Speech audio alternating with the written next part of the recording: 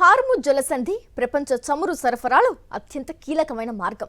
ప్రస్తుతం ఇక్కడ యుద్ధ మేఘాలు కమ్ముకోవడంతో సాధారణ నౌకాయానం నిలిచిపోయింది. కానీ కొన్ని నౌకలు మాత్రం క్షిపణులు, గనులు, డ్రోన్ల ముప్పును తట్టుకుంటూ చాలా చాకచక్యంగా ఈ మార్గాన్ని దాటుతున్నాయి. అసలు ఈ స్నేకింగ్ ఆపరేషన్ ఎలా జరుగుతోంది? టెక్నాలజీ కళ్ళు గప్పి నౌకలు ఎలా ముందుకు సాగుతున్నాయి? దీని వెనుక ఉన్న రహస్య వ్యూహాలేంటి? చూద్దాం సాక్షి స్పెషల్ రిపోర్ట్లో. ప్రతి నౌకకు ఉండే ఆటోమేటిక్ ఐడెంటిఫికేషన్ సిస్టమ్ ట్రాన్స్పాండర్లను నౌకలు స్విచ్ ఆఫ్ చేస్తున్నాయి. దీనివల్ల శాటిలైట్ మ్యాప్స్ లో నౌకల జాడ కనిపించకుండా పోతుంది. ఇరాన్, రష్యాతో సంబంధం ఉన్న పాతబడిన నౌకలు ఈ రిస్క్ ఎక్కువగా తీసుకుంటున్నాయి. సరైన బీమా లేకపోయినా భారీ లాభాల కోసం క్షిపణుల ముప్పు ఉన్నప్పటికీ ఈ మార్గంలో ప్రయాణిస్తున్నాయి.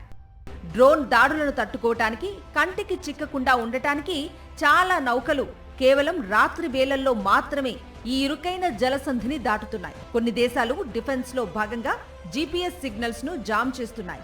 దీనివల్ల క్షిపణులకు లక్ష్యం దొరక్కపోయినా సాధారణ నౌకలు ప్రమాదకర స్థితిలో ప్రయాణించాల్సి వస్తుంది. పాకిస్తాన్, చైనా వంటి దేశాలకు చెందిన కొన్ని నౌకలు తమ గుర్తింపును ప్రదర్శిస్తూనే వెళ్తున్నాయి. ఇవి ఇరాన్తో ఉన్న దౌత్యపరమైన సంబంధాల ద్వారా సేఫ్ ప్యాసేజ్ పొందుతున్నట్లుగా విశ్లేషకులు భావిస్తున్నారు. కొన్ని నౌకలు రేడియో సిగ్నల్స్ ద్వారా తమ నౌకలో చైనా సిబ్బంది ఉన్నారని పదే పదే ప్రకటించడం ద్వారా దాడుల నుంచి తప్పించుకునే ప్రయత్నం చేస్తున్నాయి.